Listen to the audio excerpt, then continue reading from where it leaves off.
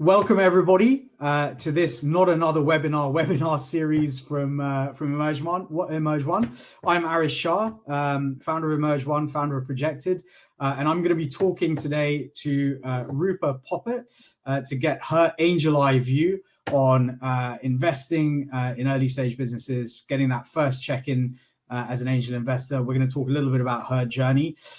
Do grab a look at our poll in the poll section. And if you've got any questions, feel free to post them. We will get to them later on in the session.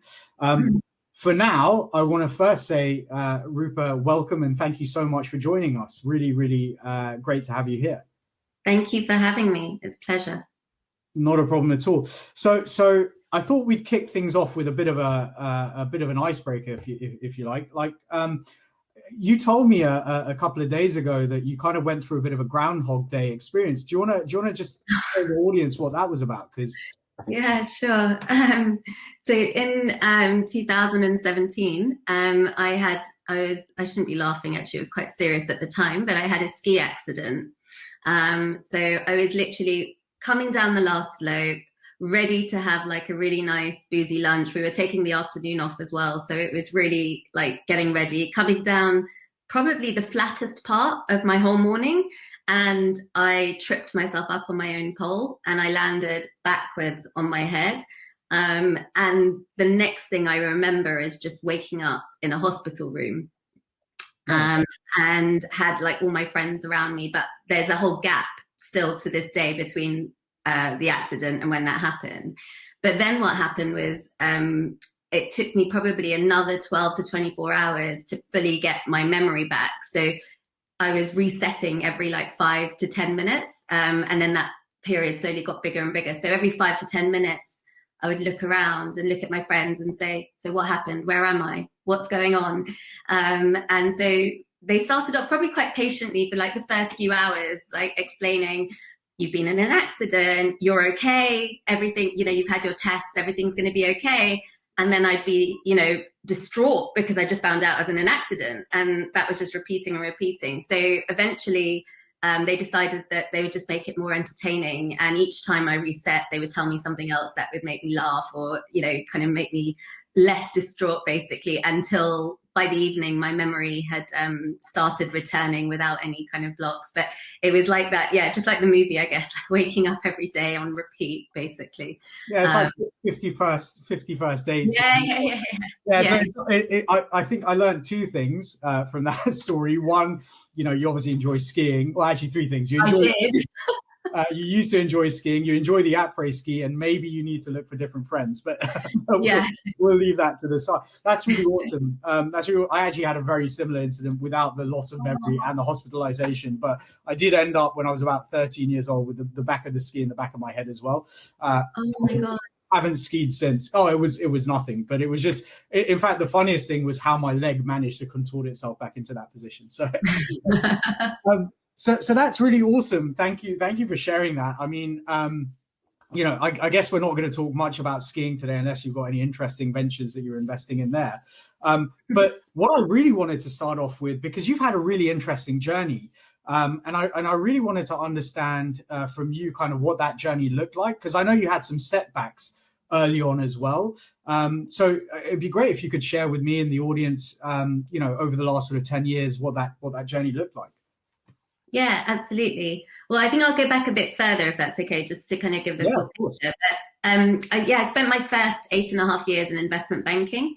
So I was, I became a VP at 24, I was a director at 26. During the 2008 crisis, I was hoping to be made redundant so that I had this dream of starting my own business. And I thought, oh, maybe they'll make me redundant because I didn't have the guts to quit. And instead, they made my boss redundant and they told me that I was going to be running the team temporarily at the age of 26. And then there was a freezing on hiring. So I ended up doing that for a whole year. And I ended up staying on until 2012, basically. And it gave me some really good grounding, and it was a really fast-paced career. I was traveling around the world. I was learning a lot very quickly. And I liked it, but I kind of thought, I don't see myself doing this any, like, for the rest of my life. And I didn't, it's kind of like when you're looking to aspire to something, you need to look and see the role models around you that, as this is what what you're aspiring towards. And that's why, role models are really important. And while I had an incredible female boss that, took me up the ranks with her as she went up, I didn't see a scenario where it was something that I wanted for myself in 5, 10, 15 years time. And meanwhile, on weekends, I'd be scribbling down business ideas, and I'd be like always literally exploring the next big idea. And I said, oh, well, work on this. And then as soon as it gets somewhere, I'm going to quit my job, and then I'm going to do it. So it was that kind of fear that was holding me back for ages. And I mean, there were times where I would, after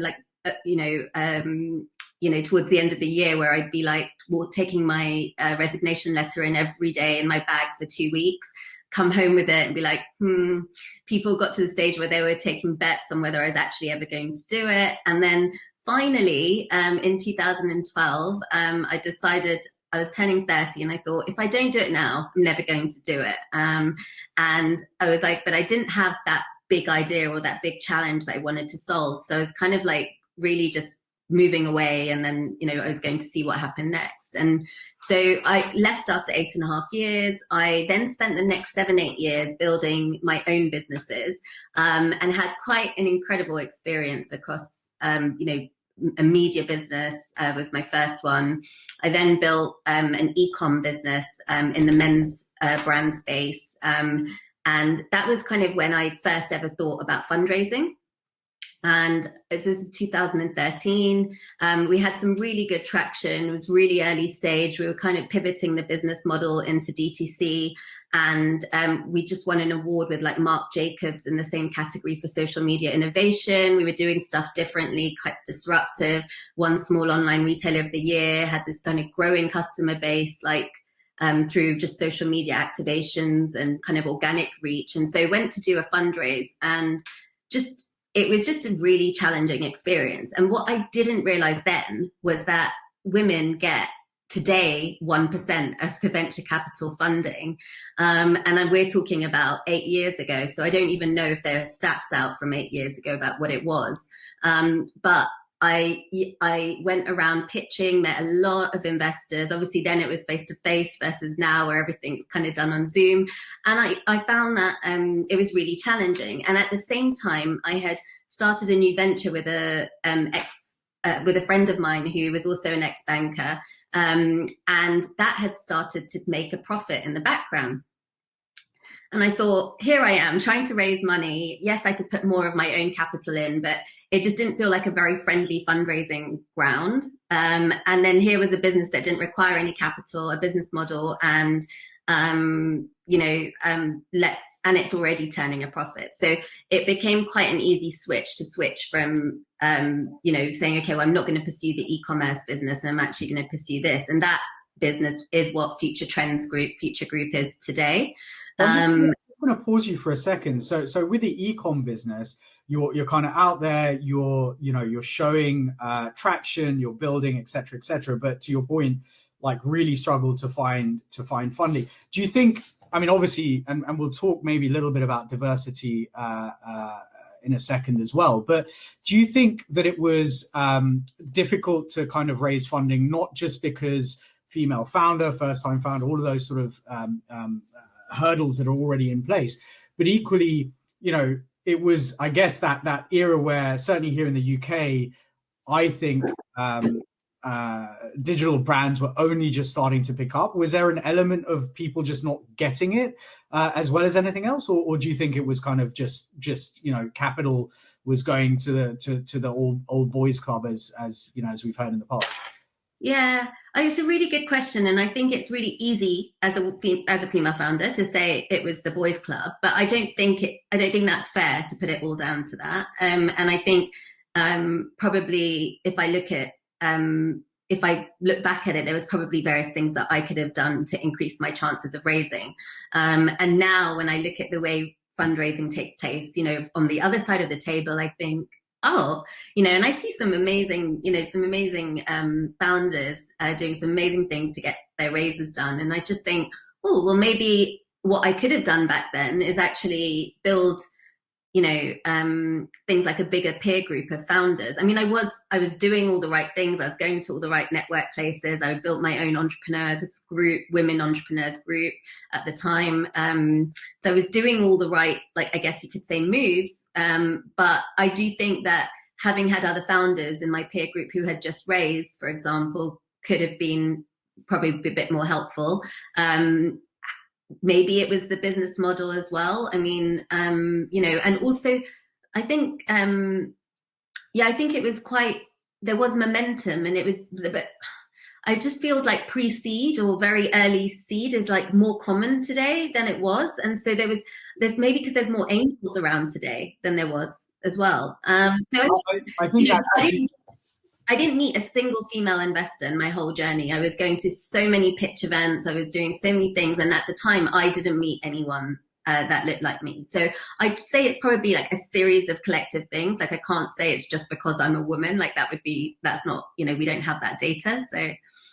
Yeah, no, look, I completely get that. And I think you just touched on something, again, that, we'll pick up down the track when we're talking about your thesis and other things. But that whole pre-seed environment, certainly here in the UK and Europe versus in the US, where I think, there's just much more, it's much easier to go out and raise a check from an individual or a fund. I just read, like, Jason, I'm going to get his name wrong, but Kalinakis's book, great. Angel, which is a great book, right? But the reality is that often you'll find in the US that you can rock up to an investor with pretty much an idea, a pitch deck, not even a team, nothing fleshed out, and get some money. Whereas here in the UK, I think UK and Europe, we're much more risk averse. So it sounds like it sounds like you then moved on from that into Future Group. So that was kind of the exact opposite of a kind of angel or venture backed business. So why don't you talk us through a little bit about there and the journey through to exit, I guess.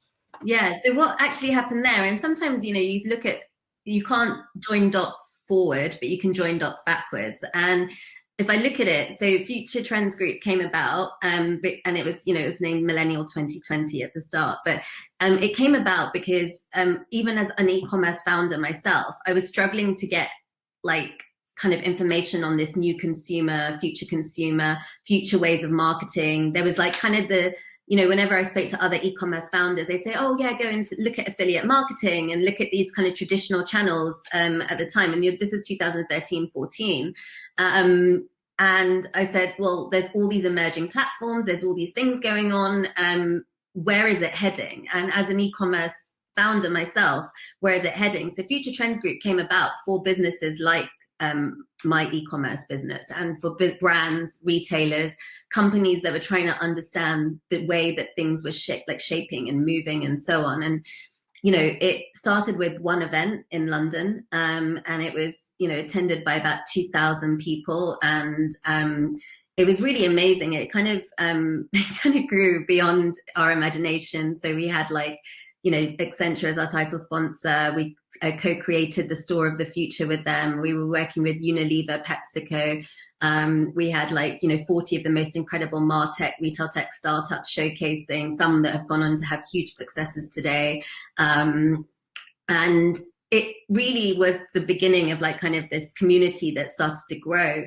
And we came out of it thinking, wow, this is great. What's next? And the kind of answer was there because we had Unilever, Accenture and others saying, we want to fund this to go into global markets and we want to be your partners and take it with you. And so, at the time I remember we were, are we ready in 5 months to launch in Singapore and to launch within 12 months in New York? And, I'd come from a career in investment banking where I was traveling all the time. And the idea was to build a business where I was here all the time. And then all of a sudden I was back, traveling like mad again, like relocating to Singapore, and then spent months in New York as well.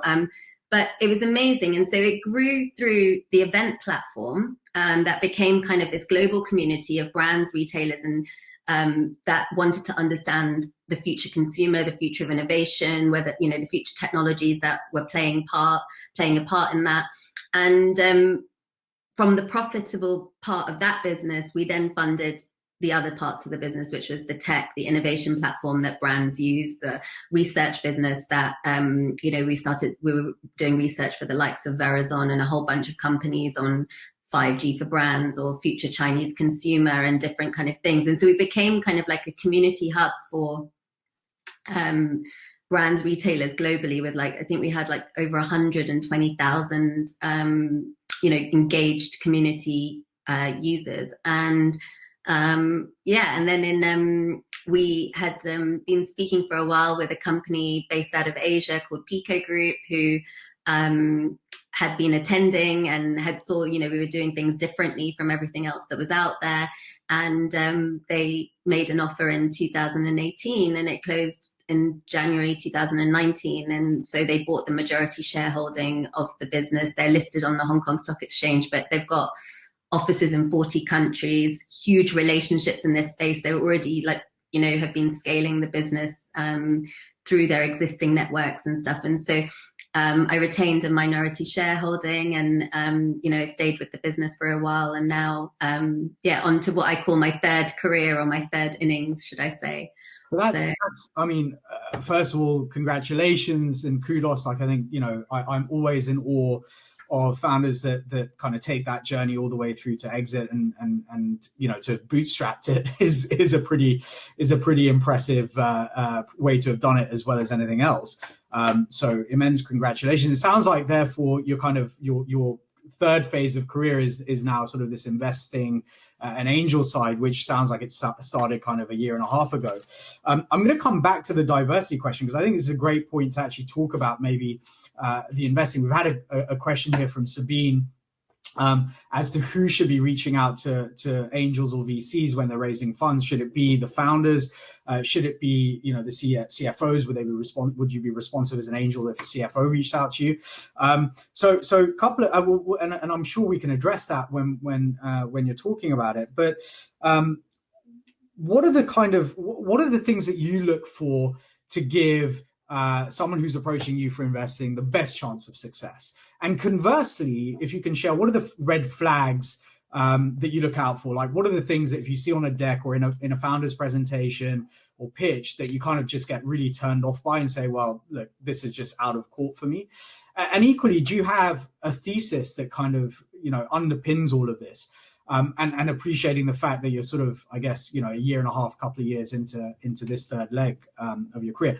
I should say, just as a point of information for everyone, you are looking at actually one of the businesses that I've founded, and looking forward to hearing your feedback on that, whether it's a yes or no. And I guess, it is important as a founder to be able to appreciate both the yeses as well as the no's, because the no's tell you as much as the yeses do. But yeah, look, I mean, it'd be great to kick off, as an angel, what are you looking for? Yeah, so maybe I'll start with the thesis, actually, because I think there's a couple of questions in that, and I think that will lead on to the others. But my thesis is evolving. I'm new to the space, as you mentioned. My kind of core focus is I really want to add value, not just with capital. So for me, like, the number one part of my thesis is could I add value? I mean, it's really interesting. I don't know if you saw this report that came out recently, but 91% of investors say they're a value-added investor, and 60% of founders say they have value-added investors, right? So I think it's really interesting, because it's obviously everybody says it, but what does it mean? So for me, it means, like, can I help bring other investors in? Can I help with brand strategy? Can I help with B2B strategy if it's a B2B solution that's going into corporates? Because I do a lot of advisory work with corporates on their startup innovation strategy. And so can I create commercial partnerships between, startups and large corporates? So where can I add some value along the way? And I always ask, one of the first questions I'll ask is, where do you think, and it's a good point to see where founders, how much research founders have done on you already, or is it just one of those like cold outreach? There's all these, I know these solutions on LinkedIn now where you can literally bump, without actually selecting each person individually. It's like automated, and so messages just come in. So I think it's really good to see how much research has been done as well by the founder, but more importantly, what's going to be the relationship there? And I think as an angel, you're never going to be the largest ticket. You're never going to be necessarily doing that. You might do, but the follow-on rounds, or, you know, so the question is like, if you're getting in so early and you're taking most of the risk, then there's got to be more to it, which is how can you make a difference to this business, or can you? You know, I've heard stories of angels who do things like they stay off the board always, but when a founder's having difficulties with a board member or in a situation, they step in as, you know, literally angels. That's like what the word says. And so I think it's a really important part of the ecosystem. Number two for me right now is female founders. So having gone through what I went through, having not just that, but seeing amazing businesses by amazing female founders, I think, you know, there's a lot of investors out there already. You know, but for female founders, if those stats are still today 1%, I think it was in 2020, went to female founders, then there needs to be more work done in that space. And so if the way I see it is, mine's a small ticket, but if that small ticket and other small tickets together can support that founder to the next round, and then through our VC networks and investor networks, we can help potentially make introductions for that next round, or whatever little bit we can do to help, that will make a difference and change these stats over time. Because as these businesses grow and get bigger, they're going to get that percentage, hopefully, will start to change. So that's really important. It's not, I don't only invest in female founders, but it is really important to me. And I think right now, like over 70% of my portfolio is in female founders. That's amazing. The next thing for me is, so I started in B2B and consumer tech because that was what I knew from everything I'd been doing. But interestingly enough, I'm quite a curious person in general. So I've been exploring into new areas. And so one of the things that I found as a founder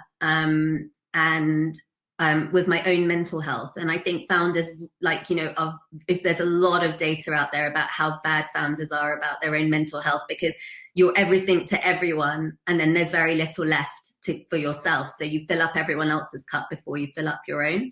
And so going down the mental health route took me into the psychedelic space, which is something that, you know, I knew little about at the start of this year, but have quickly got, you know, quite interested. And I invested as an LP into a psychedelics fund, which has about 6 psychedelics companies, all building the future of mental health care, and, you know, doing R&D and creating new solutions for that space. And I think it's really exciting because there's something I really genuinely believe that, you know, when you look at the pharma industry and you look at, you know, you become ill, you take something for it, that then causes something else to go wrong, and you continue to fulfill this lifetime of taking medicine. And so, you know, I just genuinely believe that there's got to be more natural ways to do that, and other ways to heal yourself. Yeah. So a close friend of mine has one of the fastest growing podcasts. I think he's got about 12,000 followers on LinkedIn now. It's called The Cannabis Conversation, but he explores this whole space, and it is super interesting. So it sounds like you're very much interested in I guess bleeding edge, right? Like, so a curiosity, to your point. So you look at a multiplicity of different types of both founders as well as ventures, and you're not bound by your thesis to the extent that you're not willing to expand it into other areas. Would that be fair to say? We're all here to learn, right? At the end of the day, that's part of this journey. And like, funnily enough, of all my investments, it's probably my first exit will be from a psychedelics company that's just announced that it's likely to be listing this year. So it's quite it's quite interesting that I knew nothing about this space at the start of the year. And then more recently, I've got into and been learning about climate change, and I'm really interested, and I don't know enough about it yet. I've done one investment in the space just like last week, and I'm learning. I'm attending like angel list sessions. I'm attending like, you know, speaker sessions with other angels who invest in the space. I found some micro funds that invest in the space. So I'm doing my reading and doing my research. But I just think that while I've got this privilege to be able to do this, you know, why not do it for big missions and do it for people who are solving big problems? And so that's why it's been an evolving journey, but I think I started at the right place, which was B2B and B2C, which was something that I knew and networks I was in. And then I'm slowly kind of evolving as I go. And then you were asking also, sorry, about the best chance and like red flags. So just before you get to that, because you've raised a couple of things that I think are really key to kind of point out to everyone who's watching or listening in the future. So two things: relationships and learning, right? So one thing on relationships, and this was a question that was asked by a female VC actually on Twitter yesterday, which I answered as well. She asked what was the most concrete thing that one could do, that one could actively do as a founder to ensure that you've got the best chance of success getting investment. And I actually said the thing that I did was build relationships with angels and investors and just in general build relationships well before I even had any thoughts of building a business or raising investment or whatever. And, for example, with the product that I'm building, I've been fortunate that the first couple of weeks has raised predominantly the majority of the round that I would need to actually take things forward. So I think building relationships early on with angels like yourself is really valuable. And to your point, understanding what drives and motivates you, because I think one of the big mistakes that founders make is they assume that investors should just want to invest in their business because it's their business, right? And that investors are just about the money, because that leads on to the second point you made, which is, to me, it sounds like there's as much work, if not more, being an investor as there is being a founder, because you're literally having to pass and take in a huge amount of information about lots of different subject matters and areas. And to your point, in some you may only have scratched the surface and therefore just not have necessarily enough information, and in others you may have had a deeper dive, so things like brands, etc. So I mean, I think those are two really interesting takeaways that I took from your from what you just spoke about, as well as the fact that you're obviously into such a diverse kind of range of topics. But yeah, I mean, and maybe as well, Sabine's question, is it necessary for the founder to reach out? Like, if a third party comes to you, is that going to diminish the chances of you investing, or is that just a gateway and access question, or is it a problem? Or as I found, doing what I do, which is for the most part is sort of CFOing for others.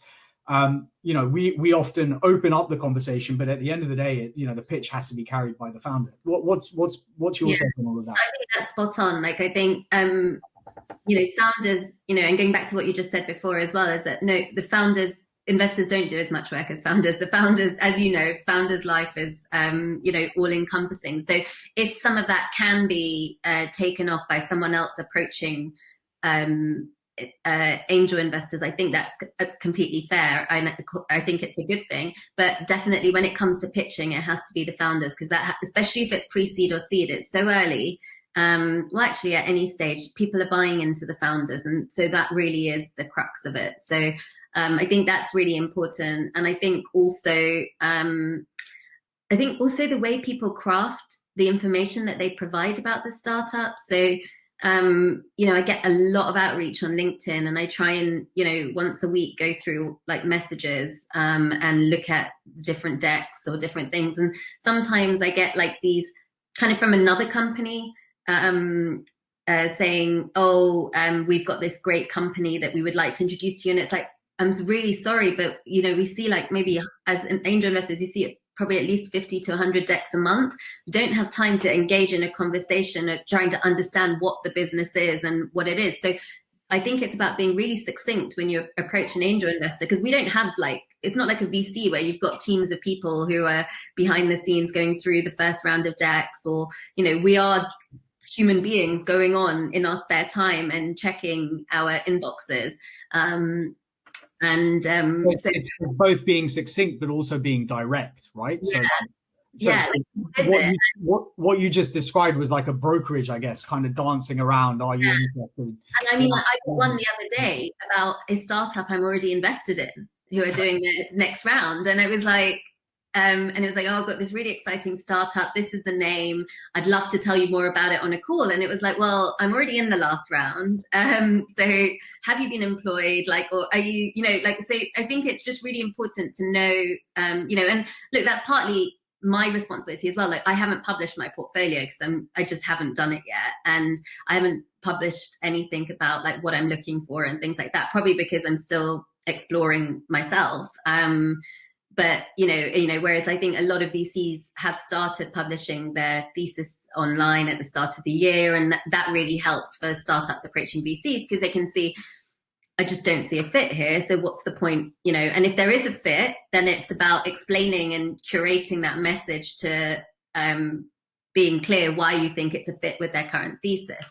And the other thing, I think, for angels is that there's so many syndicates out there, and angels talk to other angels as well. So make sure you utilize, even if an angel says no, have they got other people that they can show it to? Or if an angel says yes, it's like being a business with consumers that become fans. If your angel has said yes, is there other people that you can, in their network that, because they're investing, might invest? Or, for example, do they have a profile that you could ask them, can I mention your name to other investors so that I can say that you've invested? All these sorts of things. So all these things are important to kind of building that pipeline, building that momentum as you start to do your raise.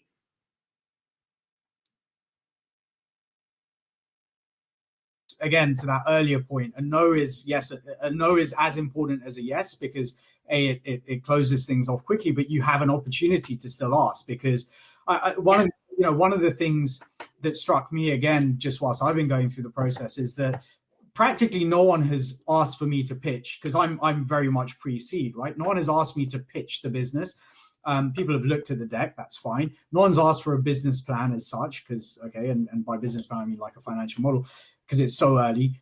But they're investing in me, right? So there's a huge amount of trust in the fact that they know me, or they've, that they've worked with me in one way or the other, and they trust that I'll be able to execute on what it is that I'm saying I will be able to. So, especially when there is an element of, I guess, removal, right, in terms of the relationship. If I'm a founder that didn't know you or hadn't had a conversation with you, how do I get across that trust really quickly? And some of the things that you described break down that trust. Like, did you not take the time to check that I was already on your cap table, or on your client's cap table for that matter? Did you, have you thought about, how it is for an angel looking at, to your point, 50 decks a week or a month or whatever it might be in your spare time whilst you have other stuff going on, and making it as simple as possible for me as an angel to digest and understand what it is that your product is. All the while I'm saying this, I'm sitting there thinking, have I tripped over in some of these ways as well? And so if you were to sort of say, what are the if you were to list 3 things that you look for, 3 things that you look to avoid, what would those be? Yeah, so I think and like, it's different for every angel, right, and every investor. So I think this is just me personally, but I think so one of the things, I recently did a pre-seed investment that, I rarely do. I've done 2 actually, but I never thought I would do many pre-seed DTC product investments. But the second one that I did, the founder was recommended by a bunch of other angels that I knew that were investing. So I met with the founder. And even though it was pre-seed, it was the most comprehensive data room that I've even seen of a Series A that I could have ever imagined. And I spent the good part of, after the first call, I spent a good part of like 2 hours, and I still hadn't got through it all, but all of it was relevant. And it basically, for me, explained the amount of work and the amount of thinking and thought process that has gone into the execution that's about to happen. And so for me, and she just blew me away. Like, so for a pre-seed where the product, where there's just a prototype of a product, you think, oh well, we're going to get marketing to do the brand, and but no, there was clear illustration of all the types of brands that branding that had been considered. There was clear illustration of what had been voted up, what had been voted down, and the decision-making process of how they got to where they got to. And then again, the decision-making processes of everything. So the financial model, the assumptions that the financial model made. Again, we all know that a pre-seed financial model is, full of a bunch of assumptions, and it's what we're all aspiring to. Some of them could be super aggressive. Some of them could be, actually you're not thinking about the full potential, whatever it is. But the point is that here is someone who has thought through every touch point, every aspect of how this thing is going to roll out. And so it wouldn't surprise me if it's a very smooth execution. I mean, you never know. There's a lot of risks with all this stuff, but it just amazed me. And I'd never met her before, and I met her once on Zoom, and I didn't even do a second call because by that point, I was just, every question I would have had for a follow-up email or a second call was answered in this data room. It was like she was in the order that I was thinking through stuff, everything was structured. So, sorry, I've gone on it for about quite a while. So important is that kind of be prepared point, right? It's be ready to answer the questions. Don't assume that your deck is the be all and end all. And I think one of the things that trips up a lot of founders is that they assume that the deck needs to communicate all of the information. I always tell the founders I work with that the deck is just your foot in the door. It's the thing to get the interest and to have that first conversation, which means that you need everything else behind that to be in place. To your point, whether that's, whether it's a fully fledged data room or whether it's just having the answers to the obvious questions, like in a marketplace business, what's your retention, what's your kind of acquisition costs, etc. And to your point, yes, like as a CFO, the one thing that we tell all of the founders that we work with, the only thing we can say with 100% accuracy is that a model is going to be 99% incorrect, right? But it's not about the model; it's about the thought process and the assumptions. Right?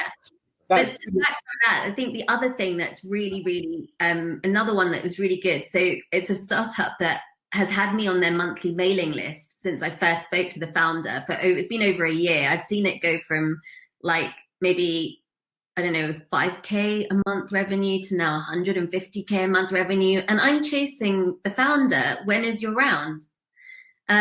Because I'm like, you said you might do one in the next 6 months. And I've seen the month-on-month growth, the things that are in there saying, these are the scary things I'm thinking about, and then how they were solved within 2 months in the next newsletter. And so, again, I'm following a journey of, and I'm knocking on the founder's door saying, hey, you ready yet?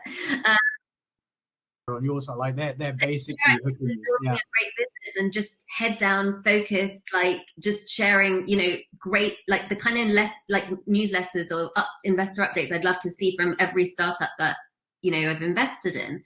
I think the other thing which is really important is being clear on the why and the authenticity of that. So I think for me, it's understanding why the founder, can I feel in my gut, and unfortunately it's gut, so there's no like numerical formula for me. In my gut, do I feel like that this founder is really wanting to build this, to solve this challenge? Does it feel authentic, the journey that's got the founder here, all of these sorts of things. So I think that's really important. And then the final thing that I think is really important is, especially pre-seed, is the team page and understanding who the team are and why that team have been brought together. What are their skill sets? Like, what is their, why are they the right team to execute the idea? Because we all know that, ideas are great, on a piece of paper, but it's all about, majority is about the execution. And so with that in mind, why is this team the best team to execute? Are you going to have a sleepless night because someone else comes out with exactly the same thing? No, because you invested in the best team to do it. So that is quite important to get across. Red flags, I'll touch on them quickly. So I guess similar things like mission, purpose.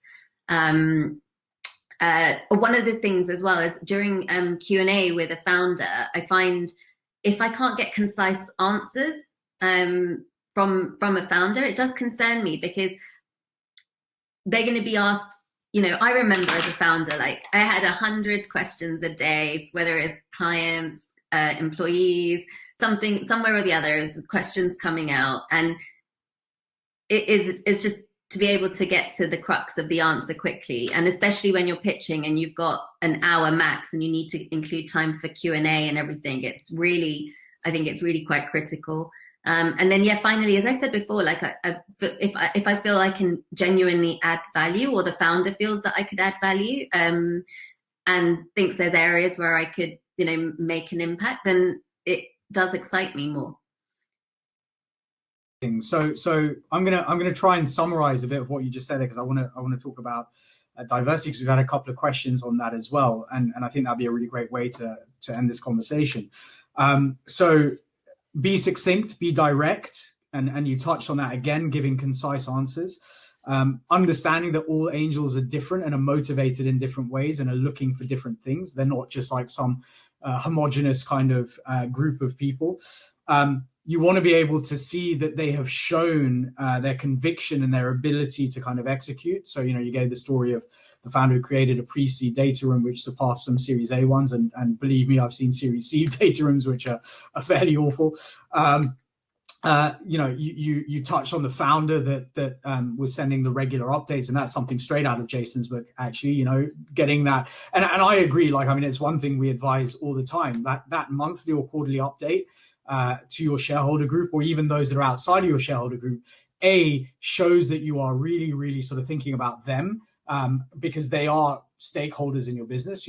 Ultimately they have ownership of what you're doing. One of the things that we always tell founders is, remember, you're not giving away equity, you are selling equity. You are selling equity to someone who wants to be a part of your journey in your business, and understanding that and bringing them along for that journey is really important. Being really clear on the why are they doing this? Why have they decided to tackle this problem right now? And the team, right? So I think, again, and that's an interesting one, which maybe needs an exploration another time, but team at pre-seed can be really kind of fluctuate, it could fluctuate really easily. But I guess it's that core kind of initial team. So thank you so much for that. But so now I just wanted to, because you did mention it earlier, and I think it would be really interesting to talk about this. We've had a couple of questions, so I just wanted to tackle this kind of question of diversity. We're both of Indian origin, I guess, right? So from the subcontinent. You are obviously female. I'm not. But equally, I think both of us have come from relatively middle-class backgrounds. I think the schools that we went to would be considered pretty good schools in the grand scheme of things. And no doubt, you've been through IB, investment banking track. I've come out of, various different sort of bits and bobs, including Deutsche Bank and PricewaterhouseCoopers and so on. But there were a couple of questions. So as a general point, it was said by someone at one of Europe's top VCs that there are disproportionately high number of South Asian women in the VC angel world, i.e. or e.g. Reshma from Seed Camp and Angela Acharya, who come to mind. And this is from Raj, and she said, as a South Asian woman herself, it was obviously music to her ears. Is that something that you've observed or would agree with? So that's a great question. Like, there are a lot of South Indians and South Indian women within angel and VC world, and whether you've come across many of them. And then we have a second question, whether you think there are still barriers for, and this is from Adrian, whether there are still barriers for female founders and founders from a non-middle class kind of white Anglo-Saxon, I guess in the UK, background, in general, to getting access to funds. And obviously that's probably an anecdotal kind of feeling maybe on your side. And what can founders from these backgrounds do to break through those barriers? And does that old boys network still have too much of an influence?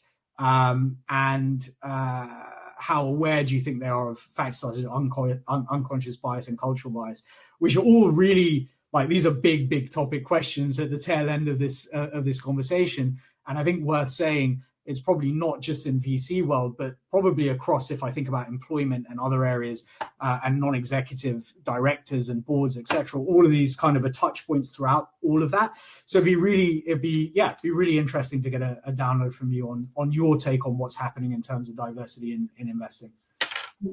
So I guess let's start with the stats. So the stats are that women get 1% of VC funding in 2020, 2019, etc. Over 90% goes to all male founding teams still as of today. And this is with all of the diversity and all of the change that's going on. There's a report, I don't know if any of you saw it, but it came out this week and it said exactly what we're talking about here. So over 75% of founders come from advantaged socioeconomic backgrounds. So barely any come from where families are living on welfare entitlements or, disadvantaged backgrounds. And so there's so many layers to this diversity story that it, you know, like you said, in the broader spectrum of outside of investment, it needs to be tackled, and steps are taking place. And then if you look at, for example, Black female founders, it's even lower than 1%. So you've got even less of a chance. And I saw a report last month that, you know, really got to me, because it had Rihanna's raise in there for Fenty. And it said, oh, look, Black female founders are doing really well. And it's like, how that just completely is skewed. And don't get me wrong, I just saw another 100 million valuation of, you know, some female founders, Black female founders.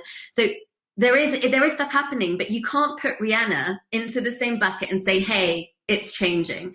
So I think there's a lot of work that needs to be done, like both in this and outside. And I think so there's gender, there's, you know, like socioeconomic, all of the things that we're talking about. There are biases because people buy from people that look like them. You know, if you go back to when I was in investment banking and I was in sales, I was put on the UK desk, or I was put on the Middle East desk where I was working with a lot of Indian clients.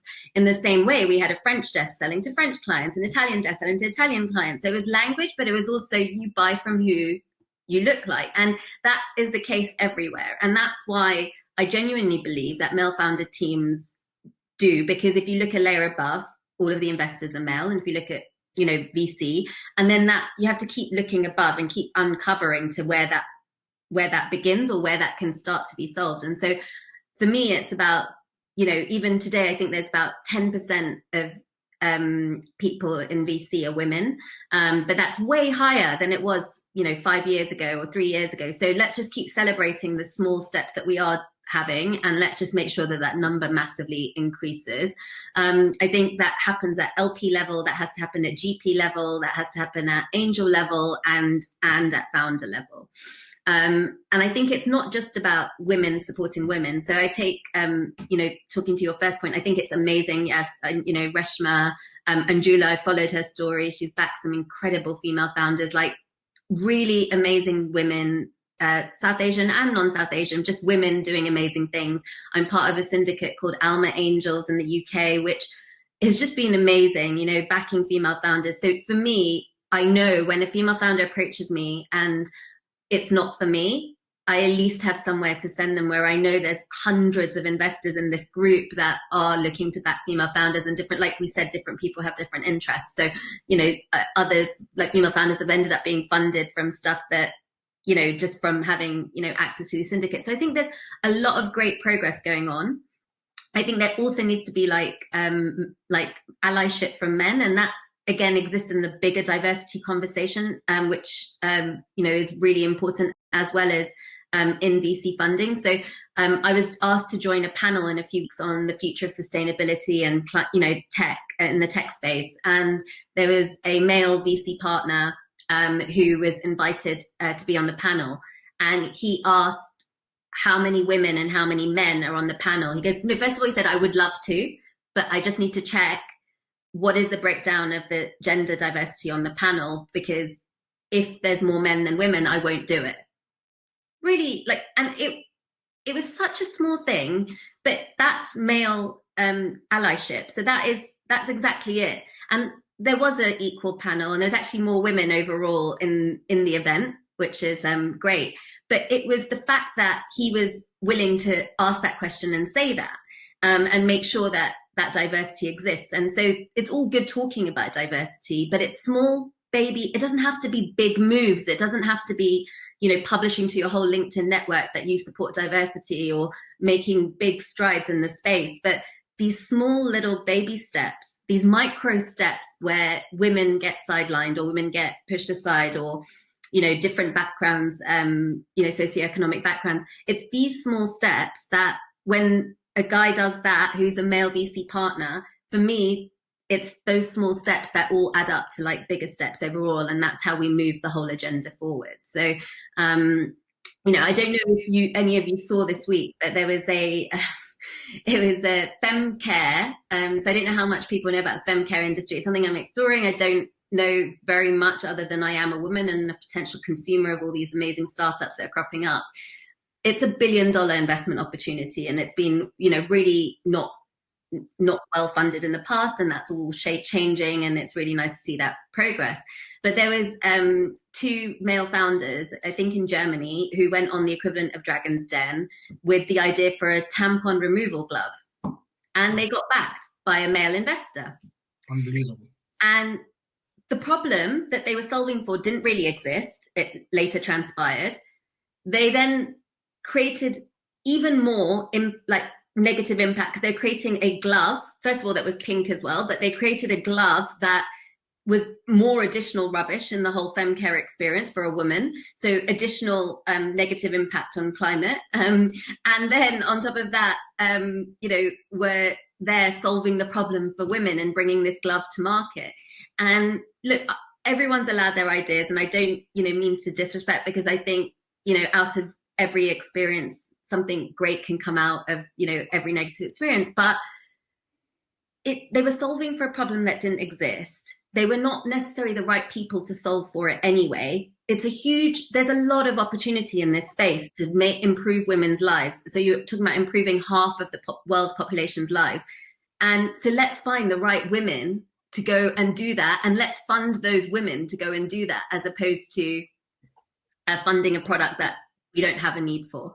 Two blokes. So it's the sort of product equivalent of mansplaining, right? It's sort of, yeah. I mean, I completely get that. I think, it's obviously, it's great that you're so passionate about this, and rightly so. And I think I would agree. We need to layer in at every layer of enterprise and of startup world and of investment world, more and more access and opportunity for the underserved, whether they be female or from diverse backgrounds or something else. I mean, in the UK, I think a lot about the fact that everything is sort of very London centric, and therefore, I'm trying to go out my way to support founders in let's say Scotland or in the regions. And I've just had, like last week alone, I had a couple of conversations with some people doing some incredible things, like an ex footballer turned coach who's trying to tackle obesity through a fitness app. Because if you think about the fitness apps that exist at the moment, they're all about sort of generally already fit people, right? So how do you do that? And then someone else who's doing recycling. I think on the kind of how do we get more women founders backed, I think it comes back 100% to your point, which is you buy what you know, and that means you need female investors. And I think in terms of everything that you've told us and taught us today, obviously we hope that you are one of many female investors and the next generation of investors and angels, and hopefully VCs and LPs down the track to come out there, because clearly you're passionate about what you do. Clearly you really want to be able to back the best, but equally those that haven't been able to be served by others. And clearly you care about the outcomes for the founders that you do back, and I think that's amazing. So look, I thought I'd round off, Rupa, with again just saying thank you so much for having had this conversation with us. Where can people find you if they are looking for you? Where's the best place for them to find you? LinkedIn, Twitter, Instagram. I'm everywhere, so not difficult to find.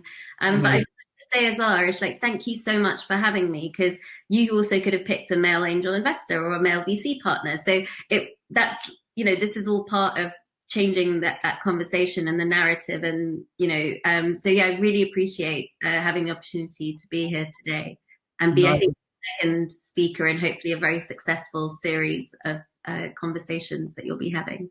I